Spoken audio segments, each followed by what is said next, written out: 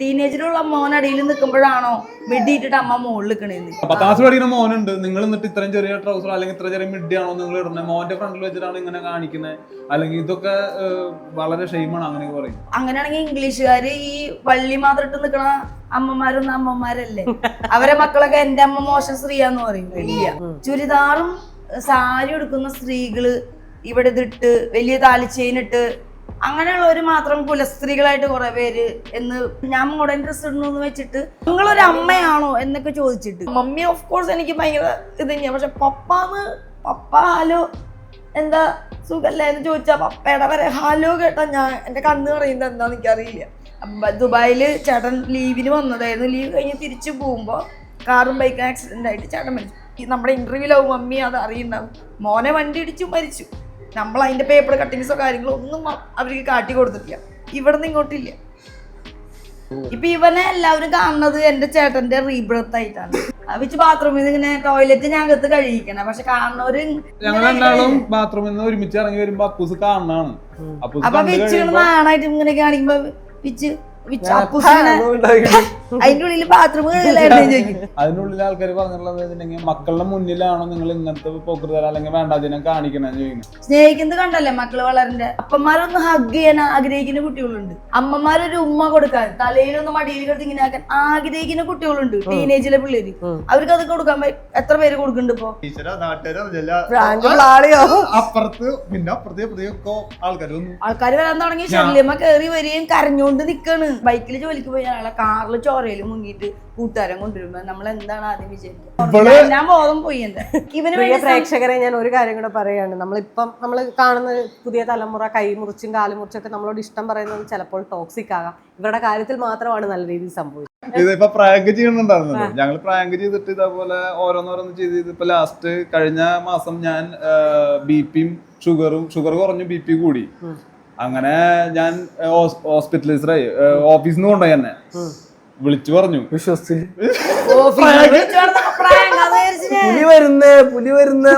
ശരിക്കും പുലി വരുമ്പോ 2-3 പ്രായം അങ്ങനെ ഓഫീസിൽ നിന്ന് ബ്ലഡിൽ മുങ്ങിട്ടൊക്കെ കൂട്ടുകാര് കൊണ്ടിട്ട് നാട്ടുകാരൊക്കെ വന്ന് കരഞ്ഞ് ലീവ് കൊടുത്തു വന്നു ആൾക്കാര്. വീടിന്റെ അവിടെ കഴിഞ്ഞ വീടിന്റെ അവിടെ ഞാനൊരു പ്രാങ്ക് ചെയ്തു. അപ്പൊ ഞാൻ എന്റെ കൂട്ടുകാരന്റെ അടുത്ത് പറഞ്ഞിട്ട് സെറ്റ് ചെയ്ത് അവന്റെ വീട്ടിൽ പോയിരുന്ന ഞാൻ കോഴിയുടെ ബ്ലഡ് ഇട്ടല്ലോ, റിയൽ ബ്ലഡ് ആണല്ലോ. അപ്പൊ കോഴിയുടെ ബ്ലഡ് മറ്റേ കളർ മായൊന്നല്ല, കോഴീനെ ഇതാക്കിയിട്ട് ബ്ലഡ് എന്നിട്ട് മറ്റേ പഞ്ഞിയും അങ്ങനെ നല്ലൊക്കെ വെച്ച് തലയിലൊക്കെ കെട്ടി ബ്ലഡൊക്കെ ആക്കി ഓയിൽമെന്റ് ബെറ്റാടി വരെ തേച്ച് മഞ്ഞ കളറിലൊക്കെ പഞ്ഞി അതേപോലെ ഫുൾ സെറ്റപ്പ് ചെയ്തിട്ട് അവന്റെ ഷർട്ട് കീറി എല്ലാം കീറി ബൈക്ക് മുന്ന് വീണു എന്ന് പറഞ്ഞിട്ട് കാറിൽ അവനെ ഹോസ്പിറ്റലിൽ കൊണ്ടുപോയി എന്നെ കൊണ്ടുവന്നാക്കി വീട്ടില്. ഇത് വീട്ടിൽ കണ്ട് പുറത്ത് ഞാൻ ആൾക്കാർ പുറത്തുണ്ടാവും. നമ്മള് പ്രാങ്ക് നമ്മൾ ഉദ്ദേശിക്കുന്നത് ഇവിടെയാണല്ലോ. അപ്പൊ കൂട്ടുകാരന്റെ അടുത്ത് പറഞ്ഞു മൊബൈലിൽ നീ ഇങ്ങനെ കയ്യിൽ ഇങ്ങനെ പിടിച്ചാൽ മതി, ഡിസ്പ്ലേ ഒക്കെ ഓഫ് ചെയ്തിട്ടോ, ഇങ്ങനെ പിടിച്ചാൽ റെക്കോർഡ് ചെയ്താൽ മതി, എങ്ങനെ കിട്ടാൻ വെച്ചാൽ അങ്ങനെ കിട്ടിയാൽ മതി. അപ്പൊ ഓക്കെ, അപ്പൊ അവ അങ്ങനെ ചെയ്തു. അപ്പൂസിന്റെ അടുത്ത് ഞാൻ പറഞ്ഞിരുന്നു, അപ്പൊ നീ വീടിന്റെ അകത്ത് ഞാൻ പറയുന്ന സ്ഥലത്ത് ക്യാമറ വെച്ചോളൂ. അപ്പൊ അപ്പൂസ് സെറ്റ് ചെയ്തിട്ട് ക്യാമറ വെച്ചു. ഞാൻ ലാസ്റ്റ് കാറ് കൊണ്ട് ഇറങ്ങി കഴിഞ്ഞപ്പോ പുറത്ത് നാട്ടുകാരെ കാര്യം ഞാൻ ആലോചിക്കണില്ലേ. പുറത്തിറങ്ങി കഴിഞ്ഞപ്പോ ചേച്ചി ഉണ്ടായിരുന്നു. അവരുണ്ട് എന്താ പറ്റിയ ഞാനപ്പോ ഇങ്ങനെ ഈശ്വര നാട്ടുകാരോ അപ്പുറത്ത് പിന്നെ അപ്പുറത്തേക്കോ ആൾക്കാര് വരാൻ തുടങ്ങി. ശല്യമ്മ കേറി വരികയും കരഞ്ഞോണ്ട് നിക്കാണ്. ഞാൻ ഇത്രയും ഇത് വിടാൻ പറ്റില്ലല്ലോ. ഞാൻ ഇത്രയും കഷ്ടപ്പെട്ടതാ. ലാസ്റ്റ് ഞാൻ അങ്ങനെ തന്നെ പോയി. നാട്ടുകാരെ പിന്നെ ഇവള് കരയാൻ തുടങ്ങി, നാട്ടുകാര്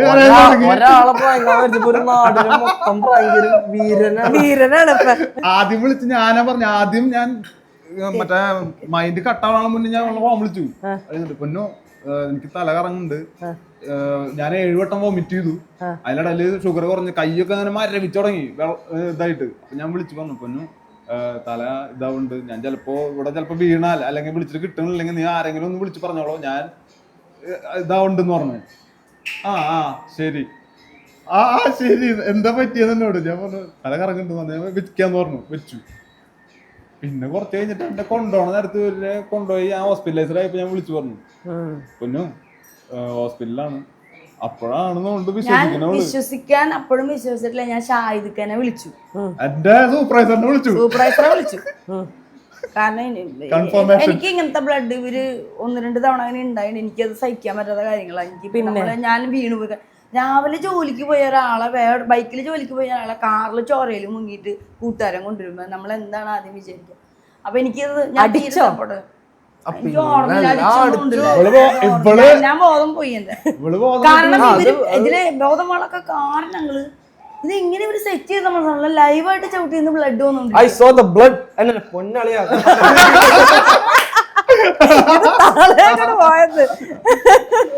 മമ്മി ഓഫ് കോഴ്സ് എനിക്ക് ഭയങ്കര ഇത് തന്നെയാ. പക്ഷെ പപ്പ ഹലോ എന്താ സുഖല്ലേ എന്ന് ചോദിച്ചാ പപ്പയുടെ വരെ ഹലോ കേട്ടാ ഞാൻ എന്റെ കണ്ണ് പറയുന്നത് എന്താന്ന് എനിക്കറിയില്ല. എഴുതി കാണിച്ചാൽ മതി. ഞാൻ ആലോചിക്കേണ്ട ഒരു ദിവസമില്ല. എനിക്കൊരു നല്ല ഈ ഇന്റർവ്യൂ ഞാൻ വിളിച്ച് പറഞ്ഞായിരുന്നു പപ്പ ഇന്റർവ്യൂ. കാരണം എന്റെ ഓരോ അച്ചീവ്മെന്റ്സും അവരുടെ സന്തോഷാണ്. പപ്പ എന്നോട് പറഞ്ഞത് സന്തോഷം മാത്രല്ല പ്രാർത്ഥനയാണ്. പപ്പ കൈ വിരിച്ച് നിന്ന് കൊന്ത ചെല്ലും. പ്രാങ്ക് ആയിരിക്കും, പക്ഷെ വീട്ടിലിരിക്കുന്നവർക്ക് എന്താണ് നിങ്ങൾ പോയി തിരിച്ചു വരും, അല്ലെങ്കിൽ നമുക്ക് ആ ഒരു ഇതിലാണ്.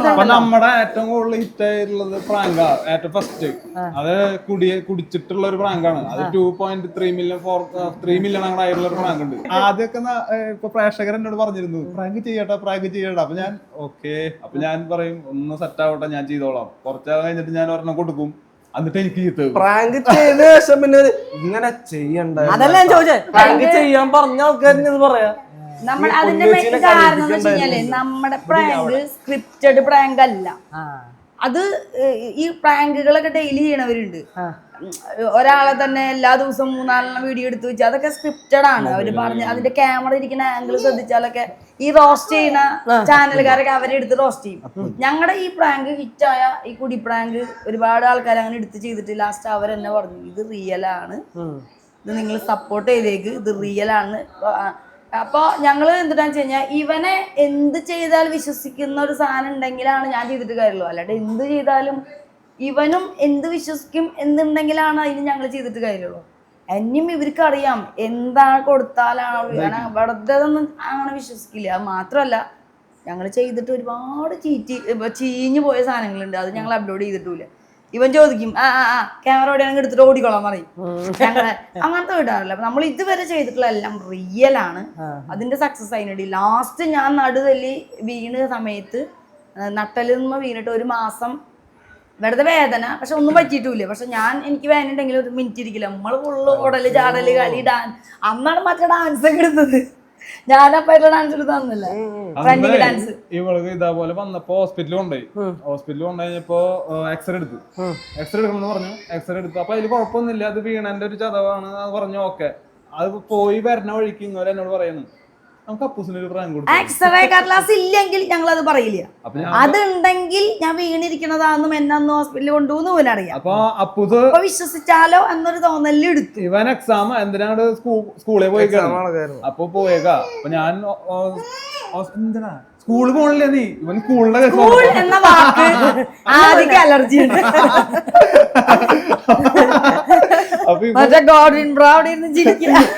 ഇവൻ പോയേക്കാ. അപ്പൊ ഞങ്ങള് കാറിൽ വരുമ്പോ ഇവിടെ പറഞ്ഞു നമുക്കൊരു പ്രാങ്ക് കൊടുത്താലോ അപ്പൂസിന്. ഞാൻ പറഞ്ഞു വേണടി വെറുതെ.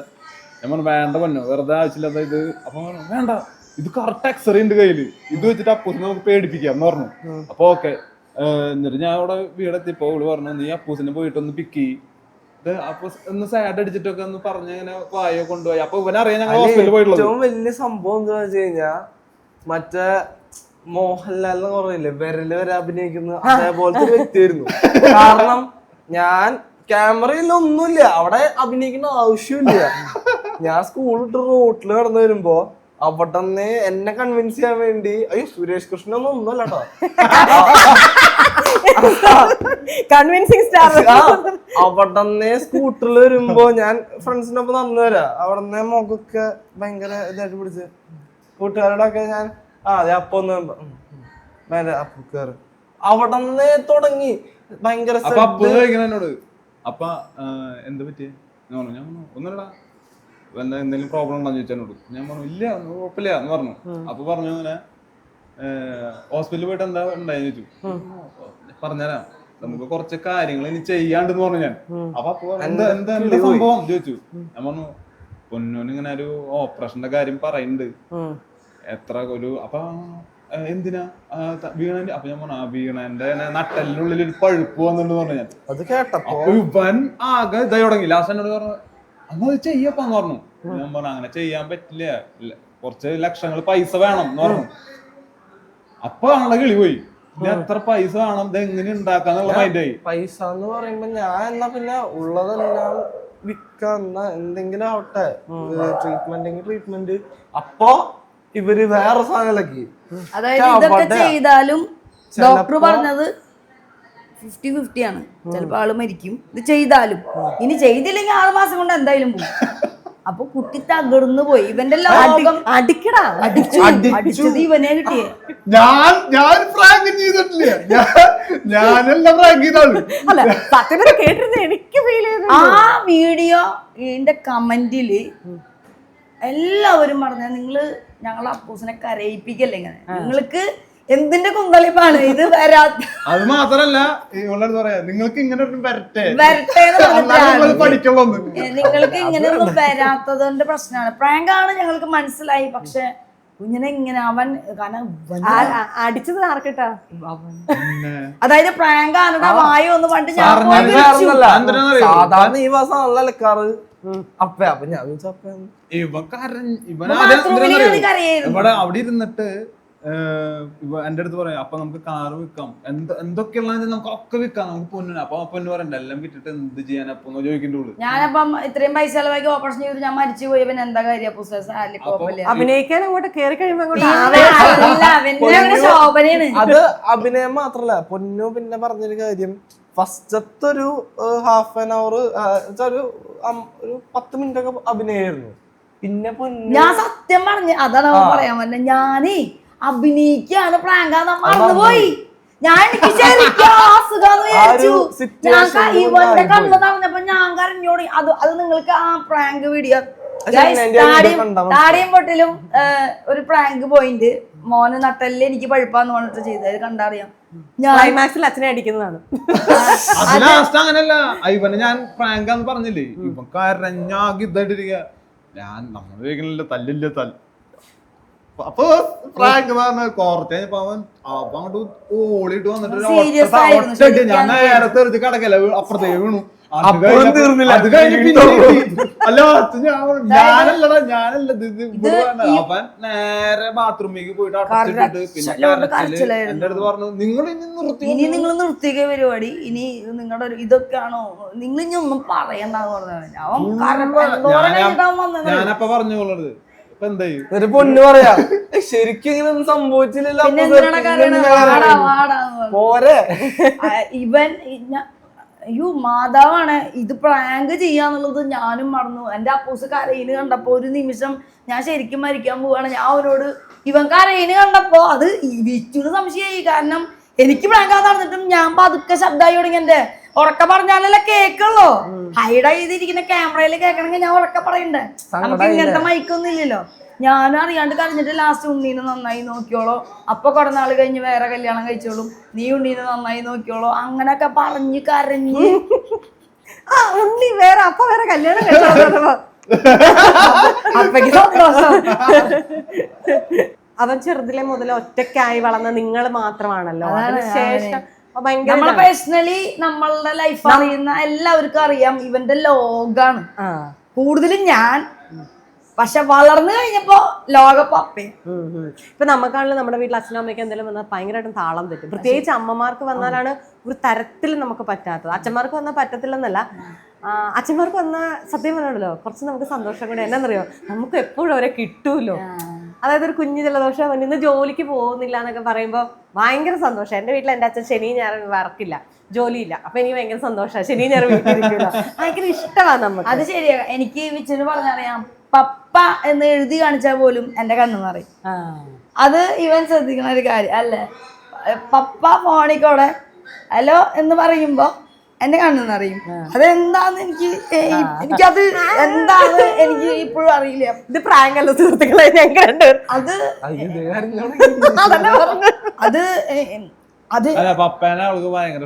അതന്നെയാ പറഞ്ഞ ഞങ്ങള് പെൺപിള്ളേർക്ക് ഒരു ചുമ്മാ പപ്പയുടെ ശബ്ദം. നിങ്ങൾക്കൊരു കാര്യം അറിയോ, ഞാൻ ഈ പിച്ചു ആണ് പപ്പയായിട്ട് കൂടുതൽ സംസാരിക്കുക, പൂസും ഒക്കെ. എൻ്റെ സിസ്റ്റർ എല്ലാ ദിവസവും വിളിക്കുക അവര്, പക്ഷെ ഞാൻ അവരെ എല്ലാ ദിവസവും ഒന്നും വിളിക്കില്ല. ഞാൻ ആഴ്ചയിൽ ഒരു ദിവസമോ അല്ലെങ്കിൽ 2 ദിവസമൊക്കെ വിളിക്കുള്ളൂ. അപ്പോഴും മമ്മീനെയാവും കിട്ടുക. പപ്പ ചിലപ്പോൾ ഫോൺ എടുക്കുമ്പോൾ അറിയില്ല, പപ്പ എന്തെങ്കിലും ചെയ്യുകയായിരിക്കും. പക്ഷെ ഞാൻ ഇവർക്കറിയാം എനിക്ക് എത്രത്തോളം മമ്മി ഓഫ് കോഴ്സ് എനിക്ക് ഭയങ്കര ഇത് തന്നെയാണ്. പക്ഷെ പപ്പ ഹലോ എന്താ സുഖല്ലേ എന്ന് ചോദിച്ചാൽ പപ്പയുടെ വരെ ഹലോ കേട്ടാൽ ഞാൻ എൻ്റെ കണ്ണ് പറയുന്നത് എന്താണെന്ന് എനിക്കറിയില്ല. എഴുതി കാണിച്ചാൽ മതി, ഞാൻ ആലോചിക്കേണ്ട ഒരു ദിവസമില്ല. എനിക്കൊരു നല്ല ഇപ്പം ഈ ഇന്റർവ്യൂ ഞാൻ വിളിച്ച് പറഞ്ഞായിരുന്നു പപ്പ ഇന്റർവ്യൂ. കാരണം എൻ്റെ ഓരോ അച്ചീവ്മെന്റ്സും അവരുടെ സന്തോഷമാണ്. പപ്പ എന്നോട് പറഞ്ഞത് സന്തോഷം മാത്രല്ല പ്രാർത്ഥനയാണ്.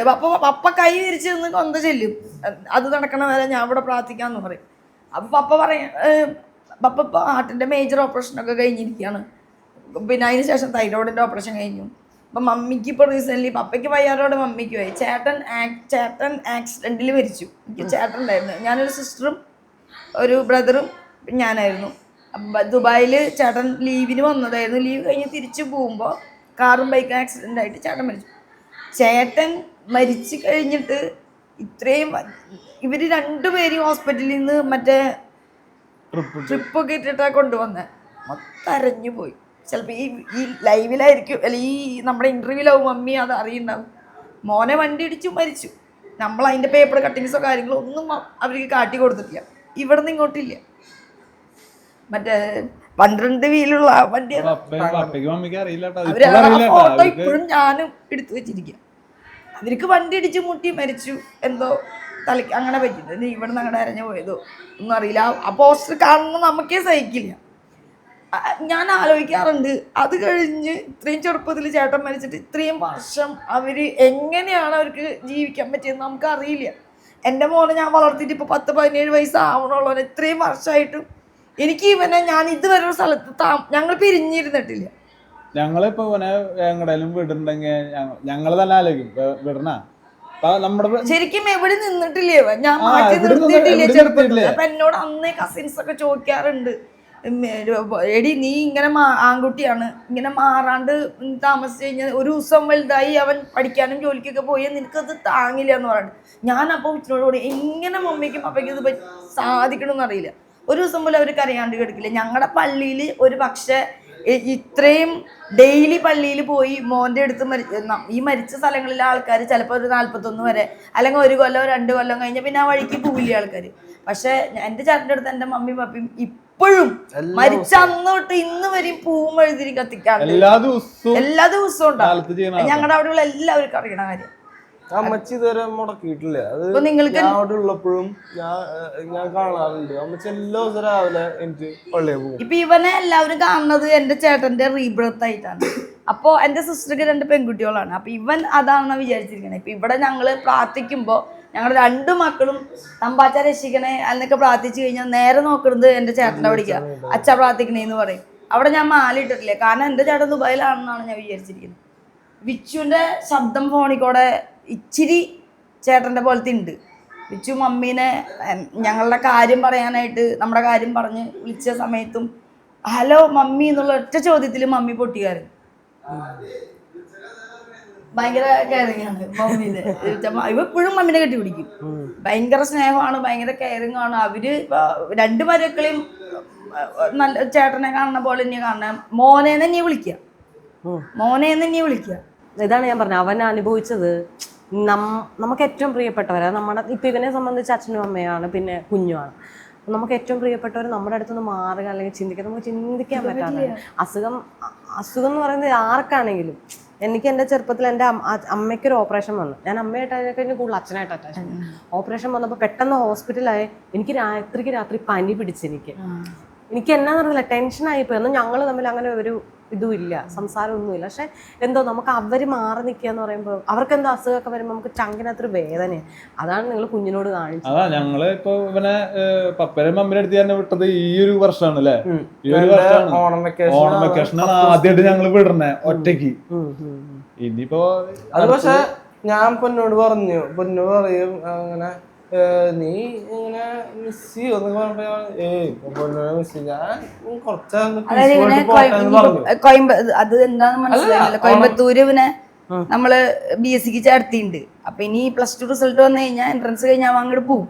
അപ്പൊ അതെങ്ങനെ തരണം ചെയ്യുന്ന പോലും എനിക്ക് ചിന്തിക്കാനേ പറ്റില്ല. ഞാൻ വിച്ചുനോട് പറയും എന്നെ കൊണ്ട് പറ്റോന്ന് പോലും അറിയില്ല. ഞാൻ കയ്യിൽ നിന്ന് പോവാവോ എനിക്ക് ഒരു ഐഡിയയും ഇല്ല. കാരണം ഞാൻ ഇത്ര വർഷത്തിനിടയിൽ ഞങ്ങൾ മാറിയിരുന്നിട്ടില്ല.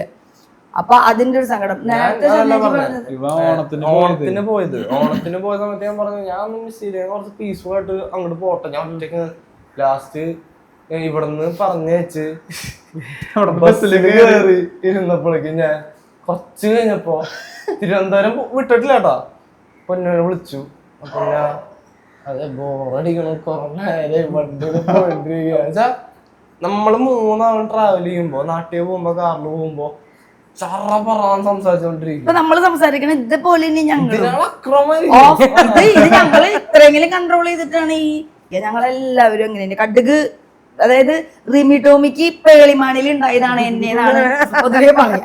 അപ്പൊ എങ്ങനെയാണ്, അപ്പൊ ഇവൻ പെട്ടെന്ന് ആദ്യമായിട്ട് ബസ്സിൽ ഇങ്ങനെ ഇരിക്കുമ്പോ ഞാനും ഇല്ല അവനും ഇല്ലാണ്ടായിപ്പോ ഇവൻ അത് വിളിച്ചിട്ട് പറഞ്ഞു, എനിക്ക് എന്തോ പോലെ നിങ്ങളിൽ ആരെങ്കിലും ഒരാൾ എന്റെ കൂടെ ഉണ്ടായിരുന്നെങ്കിൽ എന്ന് തോന്നി എന്ന് പറഞ്ഞു. പക്ഷെ ഒരു കാര്യമുണ്ട്, ഇപ്പം പഠിക്കാൻ പോവാണ്, അത് നല്ല കാര്യമാണ്.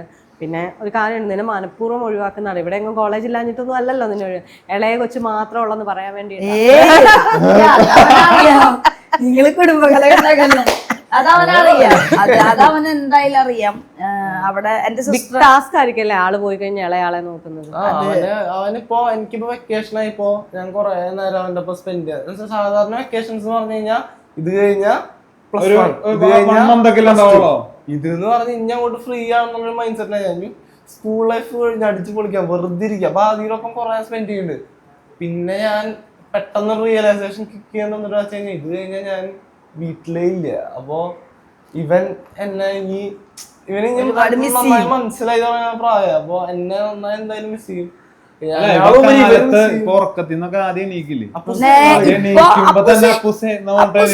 ഐസ്ക്രീം കൊടുത്താ പറയും അപ്പൂസ് തന്നാ മതി,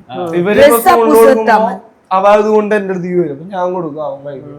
ഇപ്പൊ കളിയാണ് രണ്ടുപേര് പുറത്ത് കയറി കളിയും അതൊക്കെ. അത് ശരിക്കും മിസ് ചെയ്യും. ഇനിയിപ്പൊ ആദ്യം കളിച്ചു തുടങ്ങണ സമയല്ലേ, അത് അവന് നല്ലൊരു വിഷമമുണ്ട്. ഞങ്ങള് തീർച്ചയായിട്ടും ഞങ്ങളെ അറിയണവർക്ക് അറിയാം. എന്നോട് ഇപ്പോഴേ ആൾക്കാർ പറഞ്ഞു തുടങ്ങി, നീ അതിനെ പറ്റി ചിന്തിക്കണ്ടാവും, പഠിക്കാനല്ല പോണേ, നീ ചിന്തിക്കല്ലേ. കാരണം എനിക്ക് ചിന്തിക്കാനേ പറ്റണല്ലേ. ചിലപ്പോ ചാനല് ഞങ്ങക്ക് കൊണ്ടുപോകാൻ പറ്റും, അത്രയും ഞങ്ങൾ കരഞ്ഞു തുടങ്ങും. ഇവനില്ലാണ്ട് പിന്നെ ഞങ്ങള് മാത്രമായിട്ട് ഒന്നും ചെയ്യാൻ ഞങ്ങള് തുടക്കം തൊട്ട് ചാനൽ തുടങ്ങിയപ്പോ തൊട്ട് ഞങ്ങള് 3 ആളും കൂടിട്ട് തന്നെയാ ചെയ്തിരുന്നത്. ഇപ്പോഴും ഞങ്ങൾ എവിടെ പോയാലും ഇന്നലെ പോലും ചോദിച്ചത് നിങ്ങളുടെ ആ വീഡിയോയിൽ ഉണ്ടായിരുന്നില്ല, അയ്യോ മൂത്ത മോണ്ടൽ അപ്പൂസ് എവിടെ വന്നില്ല, ഫോട്ടോ എടുക്കാനൊക്കെ ആൾക്കാർ വരുമ്പോ അപ്പൂസിനെ അന്വേഷിച്ചു പറയാം. അപ്പൂസിനെ ഇവനെ അന്വേഷിക്കാത്ത പാക്കേജാണ്. അപ്പൂസേ ഒരു കാര്യം പറയട്ടെ, അപ്പൂസിനെ കാണാൻ ഒരു ലൈക്ക് നോർത്ത് ഇന്ത്യന്റെ ഷേപ്പ് ഉണ്ട്. ഇനി എന്ത് വേണം? ധ്രുവവിക്രം അല്ലേ വിക്രമിന്റെ മോൻ, അത് ധ്രുവവിക്രം കറക്റ്റ് ആണെന്ന് പറഞ്ഞ് കമന്റിന്റെ കളിയാണ്. പിന്നെ ആരടാ അല്ലു അർജുന്റെ ചെറുപ്പം, പിന്നെ ആരടാ ആയിരിക്കും കുഞ്ഞ് സമാധാനിക്കാം. ഇല്ല ധ്രുവവിക്രമിന്റെ കട്ടുണ്ട്, ഞങ്ങള് രണ്ടും വെച്ചിട്ട് വീഡിയോ ചെയ്തായിരുന്നു. അത് ഞാനും കണ്ടിട്ടില്ല, അതെനിക്കറിയില്ല. പിന്നെ ഞാൻ പറയാം, ഞങ്ങള് പറയാറുണ്ട് ഇവരോട്, ഞങ്ങളുടെ 50 കോടിയാണ് ഈ ഇരിക്കുന്നത്. പിന്നെ ഇത് കാണുന്നവരാരെങ്കിലും ഉണ്ടെങ്കിൽ ഫിലിമിലേക്കൊക്കെ നല്ല എല്ലാ രീതിയിലുള്ള അഭിനയങ്ങളും കാഴ്ചവെക്കുന്ന സെന്റിമെന്റ്സ്, റൊമാൻസ്, ഷോ നമ്മുടെ വീഡിയോസ് കണ്ടിട്ട് ഇനി അഭിനയം ഒരു സൈക്കോ ആയിട്ട് അമ്മയുടെ നല്ല അഭിപ്രായങ്ങൾ ചുറ്റിക വെച്ചിട്ടുണ്ട്. ഞാനത് കണ്ടില്ല. അല്ല അങ്ങനത്തെ ഇപ്പൊ വീഡിയോ ചെയ്യണില്ലേ, അങ്ങനത്തെ കണ്ടന്റുകൾക്ക് കിട്ടുന്ന സാധനങ്ങളൊക്കെ ഉണ്ടോ? നമുക്ക് നല്ലത് പറയുന്ന ആൾക്കാരുണ്ട്, അതിന് പൊട്ട പറയുന്ന ആൾക്കാരുണ്ട്. അതെല്ലാത്തിനും ഉണ്ടാവല്ലോ. അതില് ടൊമാറ്റോ കച്ചപ്പ് നന്നായിട്ട് അറിയാനുണ്ട്. അല്ല അതിന് കാരണമുണ്ട്. ഞങ്ങൾ ഇതില് വലിയ മെയിൻ ബ്ലഡ് വെച്ചിട്ട് ചെയ്തിട്ടുണ്ടല്ലോ. അതിനൊക്കെ വരും. അല്ല ഞാൻ പറഞ്ഞല്ലോ ടൊമാറ്റോ കച്ചപ്പാന്ന് എനിക്ക് മനസ്സിലായി, അത് കഴിക്കാതെ എനിക്ക് മനസ്സിലായി. പക്ഷെ പറയുന്ന ആൾക്കാർക്ക് മനസ്സിലാവില്ല. ഇത് നമ്മൾ കണ്ടന്റ് കാണിച്ചിട്ട് ഇപ്പൊ കാണിച്ചു, അപ്പൊ ആൾക്കാർ പറയണറിയും ഇങ്ങനെ ഇത് മോട്ടിവേഷനാവും മറ്റുള്ള പിള്ളേർ ഇത് കണ്ട് ചെയ്യുന്നു. അതെങ്ങനെയാ ചെയ്യാ? നമ്മൾ ആ വീഡിയോ ആക്ച്വലി അല്ലെ last say no to drugs എന്ന് പറഞ്ഞിട്ട് ഒരു മെസ്സേജാ കൊടുക്കണേ, സേ നോട്ട് ഡ്രഗ്സ് എന്ന് പറഞ്ഞിട്ട്. അപ്പൊ അതങ്ങനെ നമ്മള് കൊടുക്കണ വീഡിയോ, അതിങ്ങനെ ആൾക്കാർക്ക് മോട്ടിവേഷൻ ആവാന്ന് ഞാൻ ചിന്തിക്കണം. അല്ല അല്ലെങ്കിലും ഇങ്ങനെ എഴുതിയിടണം ആദ്യമേ തന്നെ, കണ്ടന്റ് ആണ്. അല്ല ഞങ്ങള് കൂടുതലും ഡിസ്ക്ലെയിമർ ആദ്യം കൊടുക്കണം, കണ്ടന്റ് ആണ്. നമ്മൾക്ക് ഇപ്പൊ കൂടുതലും വരുമ്പോ ഇപ്പൊ ഞാൻ വിച്ചും കെട്ടിപ്പിടിച്ചിട്ട് ഹഗ് ചെയ്ത് ഉമ്മ കൊടുക്കണ ഒരു വീഡിയോ അത് കണ്ട് ഇവൻ വന്നിട്ട്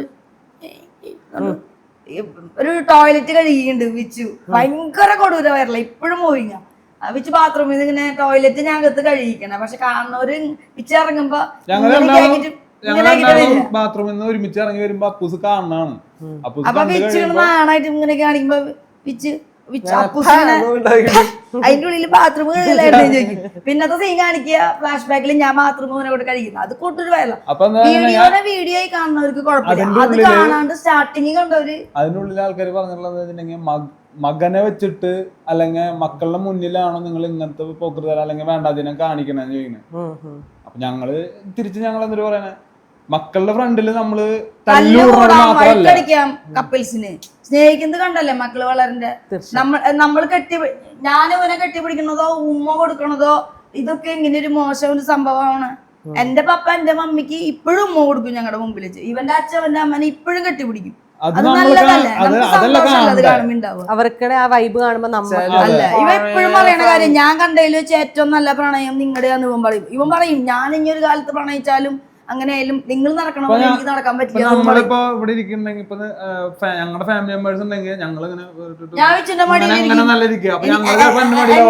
എത്ര ആൾക്കാരുടെ മക്കള് ടീനേജിലുള്ളവര് അമ്മേനെ കെട്ടിപ്പിടിക്കുന്നുണ്ട്, ഇപ്പൊ ഉമ്മ കൊടുക്കുന്നുണ്ട്, അപ്പനെ കെട്ടിപ്പിടിക്കുന്നുണ്ട്, ഉമ്മ കൊടുക്കുന്നുണ്ട്. അപ്പൂസ് അത് ചെയ്യുന്നുണ്ട് ഇപ്പോഴും. ഞാൻ എന്റെ പപ്പേരെ മേത്ത് ഇപ്പോഴും കിടക്കും, ഞങ്ങളിപ്പോഴും ഉമ്മ തരും, എല്ലാം ചെയ്യും. ഫ്രണ്ട്സ് പറയാറുണ്ട് എന്നുവെച്ചാ സംഭവം ഒക്കെ അവരുടെ അപ്പനമ്മയൊക്കെ ചില കാര്യങ്ങളൊക്കെ ഫ്രീഡം തരും. പക്ഷെ മറ്റേ വാഴ സിനിമ ഇറങ്ങിണ്ടായിരുന്നില്ലേ, അപ്പോഴാണ് ഇവന്മാരെ എന്നോട് പറയുന്നതാണ് ഈ പടത്തിലെ ഈ സിജോ എന്ന് പറഞ്ഞിട്ടുള്ള ക്യാരക്ടർ അത് ഞാൻ തന്നെയാണ് അവന്മാര് പറയും. അപ്പൊ ഞാൻ എന്താ അങ്ങനെ പറഞ്ഞു വെച്ച് കഴിഞ്ഞാൽ അതിന് മറ്റേ അച്ഛനെ കെട്ടിവിടുന്ന സീനില്ല, അത് ഞാൻ കുറെ എപ്പോഴും ആഗ്രഹിക്കാറുള്ളതെന്ന് പറഞ്ഞു. പ്രായമുള്ള ഒരുപാട് പേര് നമുക്ക് കമന്റ് ബോക്സിൽ ഇട്ടിട്ടുണ്ട്, പേഴ്സണലി ഇൻസ്റ്റയിൽ അയച്ചിട്ട്. എന്താ വെച്ചാ ഇന്നത്തെ കാലത്ത് ഒരുപാട് കുട്ടികൾ എല്ലാ 2K കിഡ്സും ഡ്രഗ്സും തല്ലിപ്പൊളികളല്ല, അപ്പന്മാരൊന്ന് ഹഗ് ചെയ്യാൻ ആഗ്രഹിക്കുന്ന കുട്ടികളുണ്ട്, അമ്മമാരൊരു ഉമ്മ കൊടുക്കാൻ തലയിലൊന്ന് മടിയിൽ കിടത്തി ഇങ്ങനെ ആക്കാൻ ആഗ്രഹിക്കുന്ന കുട്ടികളുണ്ട്. ടീനേജിലെ പിള്ളേര് അവർക്ക് അത് കൊടുക്കാൻ എത്ര പേര് കൊടുക്കുന്നുണ്ട്. ഇപ്പൊ വളർന്നു പറഞ്ഞ് മാറ്റി നിർത്തി, അല്ലെങ്കിൽ നിങ്ങൾ പോയി കളിക്കുക എവിടെയെങ്കിലും പോയിട്ട് എപ്പോഴെങ്കിലും വായോ, അങ്ങനത്തെ എത്ര പേര് ഹഗ് ചെയ്യുന്നുണ്ട്, ഉമ്മ കൊടുക്കുന്നുണ്ട് ടീനേജിലെ മക്കളെ. അല്ലേ, അത് മാത്രല്ല ഞാൻ ശ്രദ്ധിച്ചിട്ടുണ്ട് പൊന്നു ഡ്രസ് ഇടുമ്പോ നമ്മള് സാധാരണ ഇത്രയും വലിയ പയ്യന്റെ അമ്മ ഇങ്ങനത്തെ അതന്നെയാണ് അതും ആൾക്കാർ പറയണതാ. കാരണം മക്കൾ ഇത്രയും വലുതായി 10ാം ക്ലാസ്സിൽ പഠിക്കുമ്പോൾ തൊട്ട് വന്നു തുടങ്ങിയതാ. 10ാം ക്ലാസ്സിൽ പഠിക്കുന്ന മോനുണ്ട്, നിങ്ങൾ എന്നിട്ട് ഇത്രയും ചെറിയ ട്രൗസർ അല്ലെങ്കിൽ ഇത്ര ചെറിയ മിഡിയാണോ നിങ്ങൾ ഇടുന്നത്, മോന്റെ ഫ്രണ്ടിൽ വെച്ചിട്ടാണ് ഇങ്ങനെ കാണിക്കുന്നത്, അല്ലെങ്കിൽ ഇതൊക്കെ വളരെ ഷെയിമാണ് അങ്ങനെയൊക്കെ പറയും. ഞങ്ങള് അല്ല ഞങ്ങൾ എന്തിനാന്നുണ്ടെങ്കിൽ മക്കള് വലുതാണെന്ന് ഞങ്ങൾ ഡ്രസ്സിന് നിങ്ങൾ അപ്പൊ ജനിക്കണേന് മുന്നും ഞാൻ ഇട്ടിരുന്ന് ശീലിച്ച സാധനങ്ങൾ തന്നെയാ 3/4 ഷോർട്സ് മിഡി ഫ്രോക്ക്, അത് തന്നെ ഞാൻ ഇന്നും ഇടുന്നേ. ഇവൻ ജനിച്ചിട്ടും അവൻ എന്നെ കാണുന്നത് അങ്ങനെയാ. അവൻ 1 വയസ്സുള്ളപ്പോഴും 2 വയസ്സുള്ളപ്പോഴും 3 വയസ്സുള്ളപ്പോഴും അവൻ എന്നെ അങ്ങനെ കാണുന്നത്.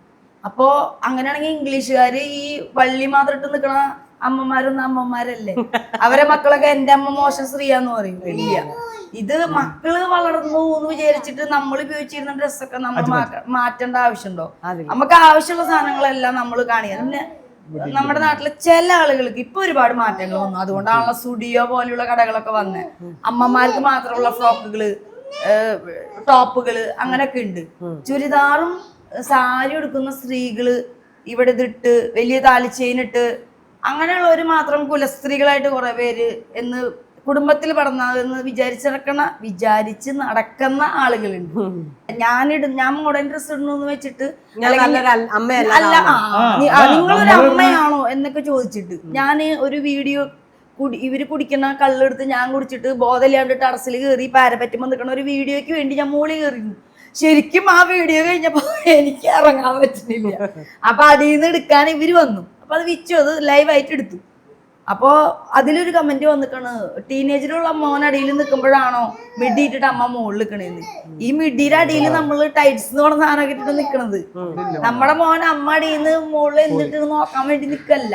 പക്ഷെ അങ്ങനെ പോലും ചിന്തിക്കുന്ന ആളുകള് ഇപ്പോഴുണ്ടെന്ന് ആലോചിക്കുമ്പോ നമുക്ക് മനസ്സിലാവില്ല. നമ്മളൊരു ഡെലിവറി റൂമിലേക്ക് ഇന്നത്തെ കാലത്ത് പോകുമ്പോ നമുക്ക് തരുന്ന, ഞാൻ ബാംഗ്ലൂരായിരുന്നു ഡെലിവറി, എനിക്ക് അവിടുന്ന് റെയിൻബോ ഹോസ്പിറ്റലിൽ തന്നത് ഇവിടം വരെയുള്ള ഒരു ഫ്രോക്കാണ്. അത് ഞാൻ അമ്മയാവാൻ പോണ ഒരു സ്ത്രീക്ക് എന്തിനത് തരണേ? ഒരു മാക്സിയോ സാരി പിടിപ്പിച്ചിട്ട് എന്നെ എന്തുകൊണ്ട് വിട്ടില്ല? സൗകര്യത്തിന് വേണ്ടിയാണ് ഡെലിവറിക്ക് അല്ലേ? പണ്ടത്തെ കാലത്ത് ആൾക്കാർ സാരി എടുത്ത് പ്രസവിച്ചു, മുണ്ടെടുത്ത് പ്രസവിച്ചു, മാക്സിറ്റ് പ്രസവിച്ചു എന്നുകൊണ്ട് എനിക്ക് എന്തുകൊണ്ട് അങ്ങനെ തന്നില്ലേ അവര്? അതുകൊണ്ട് നല്ല അമ്മയിലാണ്ട്. അല്ലെങ്കിൽ ഞാനിപ്പോ നിങ്ങളുടെ അടുത്ത് ഷൗട്ട് ചെയ്യാന്ന് വിചാരിക്കും, അത് കണ്ടുകൊണ്ട് അപ്പുറത്ത് നിൽക്കുന്ന ഗോഡ്വിന് എന്നെ ഞങ്ങളെ ഇത് എന്ത് സ്ത്രീയാണ് ഇങ്ങനെ പെരുമാറണ, ഇത് ശരിയായ സ്ത്രീയല്ല എന്ന് ചിന്തിക്കുന്നത് തെറ്റാണ്. നിങ്ങൾ എനിക്ക് തന്ന സാധനത്തിന്റെ റിയാക്ഷനെ ഞാൻ നിങ്ങൾക്ക് തരുന്നേ അല്ലേ? ഞാൻ എങ്ങനെയാണ്, എന്റെ ക്യാരക്ടർ എങ്ങനെയാണെന്ന് അറിയണമെങ്കിൽ എന്നെ അറിയണം നിങ്ങൾ ശരിക്കും. ഞാൻ ഇടുന്ന വസ്ത്രത്തിലോ എന്റെ ചാടിമറയിലോ ഒന്നുമല്ല, എന്നെ കുറച്ച് അറിഞ്ഞു കഴിയുമ്പോഴാണ് അത് ക്യാരക്ടർ എങ്ങനെയാണ് ആ രീതിയിൽ വരുന്നത്. പിന്നെ നമ്മളെ ഡ്രസ്സൊക്കെ ഒരാളുടെ വ്യക്തിസ്വാതന്ത്ര്യമാണ്. ഷോർട്സ് ഇട്ടോണ്ടോ ഉടുപ്പിട്ടോണ്ടോ ഒന്നും ഒരാളൊരു അമ്മയാവാണ്ടാവില്ല. ടീനേജിലുള്ള മക്കളുള്ള വീടുകളിൽ അവരാരും വഴി തെറ്റൂല. അങ്ങനെ ഇംഗ്ലീഷുകാരൊക്കെ എന്ത് ചെയ്യുന്ന ഞാൻ വന്നപ്പോ ഒരു കാര്യം ശ്രദ്ധിച്ചത്, അമ്മയുടെ കയ്യിലെ ക്യൂടെക്സ് നഖം നെയിൽ ആർട്ട് വെച്ചേക്കുന്നതാണല്ലേ. എന്നെ നാണം കെടുത്താൻ വെച്ച് അപ്പൊ അതിലൊരെണ്ണം ഇങ്ങനെ പൊളിഞ്ഞു. ഉടനെ അപ്പൂസ് അതെടുത്ത് ശരിയാക്കി ഞാനത് കണ്ടായിരുന്നു. ഇവര് രണ്ടുപേരും അതെ. എന്തിനാ ഇത്രയും പോകുന്ന ചെറിയ നമ്മുടെ ആദീസ് പോലും ഞാനൊരു ഡ്രസ് ഇട്ട് വന്നാൽ അത് മൊത്തം തൊട്ട് നോക്കും, എന്റെ ഓർണമെന്റ്സ് നോക്കും, ഹെയർ, ഷൂവ് എല്ലാം. ഞാൻ ഒരിക്കലും ഉപയോഗിക്കാത്ത ഒരു സാധനം എടുത്തിട്ട് ഇതിങ്ങനെ കംഫർട്ട് അല്ലാണ്ട് നടന്നു വന്ന അപ്പു പറയും, ആ വല്ല ഉടുപ്പോ 3/4 എടുത്തിട്ട് വരുമോന്ന് എന്നൊക്കെ ചോദിക്കും. ചിലത് കാണുമ്പോ ഞാൻ തന്നെ പറയും ഇത് അത്ര രസമില്ല. പൊന്നോട് ചോദിക്കും ഇതാണോ നല്ലത്, ഇതാണോ നല്ലത്. ഞാൻ പറയും ഇത് മതി, ഇത് എന്റെ ഒപ്പം പോവില്ല. കാരണം അത് പൊന്നെ എനിക്ക് ഓരോ ഡ്രസ്സുകൾ എടുത്ത് തരുമ്പോ ആപ്പൂസ ഇതിന് മാച്ച് ആയിട്ട് ഇത്, അതിന് മാച്ച് ആയിട്ടുള്ള ഷൂ, അതിന് മാച്ച് ആയിട്ടുള്ള വാച്ച്. ഞാൻ ഇവർക്ക് എല്ലാ ഡ്രസ് സെൻസും കാര്യങ്ങളും എല്ലാം വിച്ചുവിനടക്കം. വിച്ചു സാധാരണ മുണ്ടും സാധാരണ ഏതെങ്കിലും ഒരു ഷർട്ട് ഇട്ട് നടന്നിരുന്ന ഒരാളാണ്. പിടിച്ച് ഞാൻ ഇതുപോലെ ആക്കി. അപ്പൊ അത് അവന്റെ ഫ്രണ്ട്സ് അവനോട് പറഞ്ഞിട്ടുണ്ട്, ഭയങ്കര ഒരു ചേഞ്ച് ആയിരുന്നു, നിനക്ക് ഇങ്ങനെ ഒരു ചേഞ്ച് ആവുമെന്ന് വിചാരിച്ചില്ല. അപ്പൊ അവൻ പറഞ്ഞു എന്റെ പെണ്ണാണ് എന്നെ ഇങ്ങനെ മാറ്റിയെന്ന് പറഞ്ഞു. കൈമുറിച്ചൊന്നും വെറുതെ ആയില്ല വെച്ചു. അല്ലെങ്കിൽ എവിടെങ്കിലും ഇപ്പോഴും കുടിച്ച് എവിടെങ്കിലും പോയി വീണ് കിടക്കേണ്ട ആളായിരുന്നു. അങ്ങനെ നിങ്ങളെല്ലാം വന്ന് ഇന്റർവ്യൂ ചെയ്യുന്നുണ്ട്, നമ്മൾ ഒരുപാട് പേര് ഫാൻസ് ഉണ്ട്. കുടിച്ചു കിടന്നൊക്കെ അതാ ഞാൻ പറഞ്ഞേ, കുടിച്ചു നടന്ന് മൂക്കിന്ന് ബ്ലഡ് വന്ന് ചാവാറായി പോസ്റ്ററിൽ കയറാറായപ്പോ നമ്മളെ കൊണ്ട് ആശുപത്രിയിലാക്കിയ ആളാണ് ഞാൻ. അതിനൊക്കെ വെള്ളത്തിലെ മുരളൊക്കെ വല്ലുന്ന ആളായിരുന്നു. പക്ഷെ അതിൽ നിന്നെല്ലാം റിക്കവർ ചെയ്ത് അവൻ പറഞ്ഞു, നീ അല്ലാതെ വേറെ ആരെങ്കിലും ആണെങ്കിൽ ഇതുപോലെ ഒരു റിസ്ക് എടുത്ത് ഇങ്ങനെ ലൈഫിലേക്ക് തിരിച്ചു കൊണ്ടുവരില്ല എന്നൊക്കെ. അത് ലൈഫ് തിരിച്ചു വേണം എന്നുള്ളതുകൊണ്ടാണ്. ഇപ്പൊ എത്ര പേരുണ്ട് വിച്ചിന്റെ ഫാൻസ്, എത്ര ആളുകളുണ്ട്. ഇനി ഞങ്ങളുടെ 2 മക്കള് എന്തായാലും കുടിക്കോ വലിക്കോ ഒന്നുമില്ല, കാരണം അവരെ മുന്നിൽ അത് ഞാൻ എനിക്ക് അത് കോൺഫിഡന്റ് ആയിട്ട് എവിടെ വേണമെങ്കിലും പറയാൻ പറ്റും. ഞാൻ ഇതുവരെ, കാരണം ഇപ്പോഴത്തെ 2K കിഡ്സിന്റെ ന്യൂസൊക്കെ അറിയാമല്ലോ, ഹെൽത്ത് കോൺഷ്യസ് ആയിട്ടുള്ള പിള്ളേര്, ഇപ്പോൾ വർക്കൗട്ടിൽ കോൺസെൻട്രേറ്റ് ചെയ്യുന്ന പിള്ളേര്, അവരൊന്നും ഒരിക്കലും 10 രൂപയ്ക്ക് എന്താ ഒരു സിഗരറ്റ് വാങ്ങാൻ പകരം 10 രൂപയ്ക്ക് വല്ല ചിപ്സോ ജ്യൂസോ അല്ലെങ്കിൽ അത് സേവ് ചെയ്ത് വെക്കുക, ആ ഒരു മൈൻഡ് സെറ്റിലാണ് പിള്ളേർ. ഞാൻ ആ ടൈപ്പാ. എനിക്ക് ഓരോ വട്ടം തരണ വിഷു കഴിഞ്ഞിട്ടായാലും ഇപ്പോ വല്ല ബാക്കി വന്ന പൈസ ആയാലും ഞാൻ അതെന്റെ ഒരു സേവ് ചെയ്ത് വെക്കുക ചെയ്യണേ. കൂട്ടുകാരോടൊപ്പം വല്ല മന്തിയൊക്കെ പോവുക, അതിനൊക്കെ ഞാൻ സ്പെൻഡ് ചെയ്യുക. അല്ലാണ്ട് ആ ഒരു മൈൻഡ് സെറ്റിൽ നടക്കണ 2K ജനിച്ച 90s കിഡ്സ് ആ ഒരു പേടിക്കണ്ട, ഞങ്ങളുടെ 90s ജനിച്ച എന്റെ ക്യാമറമാനും അങ്ങനെയൊക്കെ തന്നെയാണ്. ഹെൽത്ത് കോൺഷ്യസ് ആട്ടോ. ഗോഡ്വിനെ കുറിച്ച് അങ്ങനെ മോശമൊന്നും പറയാം. ഗോഡ്വിൻ അങ്ങനത്തെ ഒരാളാ. 2K കിഡ്സ് മാത്രമല്ല, ഞങ്ങളുടെ ലൈഫ് അവനോട് പറഞ്ഞു കൊടുക്കാറുണ്ട്. അപ്പൊ അപ്പയുടെ എക്സ്പീരിയൻസ് പറഞ്ഞിട്ടുണ്ട്. അപ്പയുടെ കാലത്ത് അപ്പ ചെയ്ത ഓരോരോ കാര്യങ്ങള്. അപ്പൊ അതിന്ന് അപ്പയ്ക്ക് ഒരു നേട്ടം ഉണ്ടായിട്ടില്ല, നഷ്ടം മാത്രമേ ഉണ്ടായിട്ടുള്ളൂ. തിരിച്ചറിയണം. ആ തിരിച്ചറിയുന്ന പോയിന്റിൽ നമുക്കൊരു ഇത് നമ്മുടെയും കൂടെ ജീവിതമാണ്, ഇത് എനിക്ക് എന്റെ ജീവിതമാണ്, അല്ലാണ്ട് നമുക്ക് എങ്ങനെയും ജീവിക്കാം. അതായത് കുടിച്ച് സന്തോഷത്തോടെയും ജീവിക്കാം, ഇതൊക്കെ ഉപേക്ഷിച്ച് സന്തോഷത്തോടെ. അതാണ് വിച്ചു എല്ലാവരോടും പറഞ്ഞു. ഇന്നലെയും കൂടി ഞങ്ങളുടെ വീടിന്റെ അടുത്തുള്ള സഖാവുണ്ട്, പുള്ളിയോട് സംസാരിച്ചപ്പോ വിച്ചു പറഞ്ഞ ഒരു പക്ഷെ ഒരു വെള്ളത്തിലെ ജയശ്രീനെ വെല്ലണ പോലത്തെ ഒരു കുടിയനും വലിയും ഒക്കെ ഉള്ള ഒരാളായിരുന്നു. വിച്ചുവിന് അത് നിർത്താൻ പറ്റിയെങ്കിൽ ആർക്ക് വേണമെങ്കിലും ഇനി കുടിക്കണവർക്ക് നിർത്താൻ പറ്റും. മനസ്സ് അത് വേണം, അതിന് മനസ്സ് വയ്ക്കും വേണം, അപ്പൊ നടക്കും. പിന്നെ വളരെ അതിസാഹസികമായി ഞാൻ അത് നിർത്തുകയും. അപ്പൊ ശരി, നിങ്ങളോട് കുറെ നേരം സംസാരിച്ച് നിങ്ങളുടെ സമയം കളഞ്ഞ് വിച്ചുവിന് ജോലിക്ക് പോകേണ്ടതാണ്. എന്താ പറയാ, അപ്പൂസേൻ ഭയങ്കര ഹാപ്പി ആയിട്ടിരിക്കും നിങ്ങൾ. ഞാൻ കഴിഞ്ഞൊരു ഇന്റർവ്യൂവിൽ ആരോടോ പറഞ്ഞ പോലെ നിങ്ങളുടെ വീടിന് നിങ്ങളുടെ ഫാമിലിക്ക് കണ്ണ് തട്ടാതിരിക്കട്ടെ. അതെല്ലാവരും കമന്റിൽ പറയുന്നുണ്ട്. അപ്പൊ കുറെ സന്തോഷം. ഇനി നല്ല കണ്ടന്റ് വേണ്ടു. ആ കൊച്ചുങ്ങളെ കരയിക്കാണ്ട് പ്രാങ്ക് എടുക്കുക. പ്രാങ്ക് വേണ്ട, ഞങ്ങൾ മടുത്തു പോയി. അപ്പം കുഞ്ഞൂസിന്റെ ഇപ്പം അവരുടെ അടുത്ത കണ്ടന്റ് ആണ് ഇരിക്കുന്നത്. ഇതിനെ പറത്തി വിട്ടിട്ട് വേണം അടുത്തതിന് എടുക്കാൻ. അപ്പൊ ഞങ്ങളോട് കുറച്ചു നേരം സംസാരിച്ചത് ഭയങ്കര സന്തോഷം. Thank you very much. ഞങ്ങൾക്കും ഒരുപാട് സന്തോഷം. ഞങ്ങളിങ്ങനെ ഒരു അവസരം ഞങ്ങൾക്ക് തന്നതിന് അവസരമൊന്നുമല്ല, ഞങ്ങളുടെ ജോലിയാണ്. നിങ്ങളെപ്പോഴുള്ള ആൾക്കാരെ വിറ്റ് തന്നെയാണ് ജീവിക്കുന്നത്. ഇടയ്ക്കൊരു കമന്റ് മറന്നു പോയി അപ്പൂച്ചിനെ കുറിച്ച് പറയാൻ വേണ്ടിട്ട്. എന്നെ കുറിച്ച് ആൾക്കാർ പറയുന്നത് 50 രൂപ കൊടുത്ത് 500ന്റെ അഭിനയം കാഴ്ച വെക്കുന്നതാണ്. അതുപോലെയാണ് നിങ്ങൾ അങ്ങനെയല്ല, 50 രൂപ കൊടുത്താൽ നിങ്ങൾ 5000ന്റെ കാഴ്ച വെക്കുന്നവരാണ്. ഓക്കെ.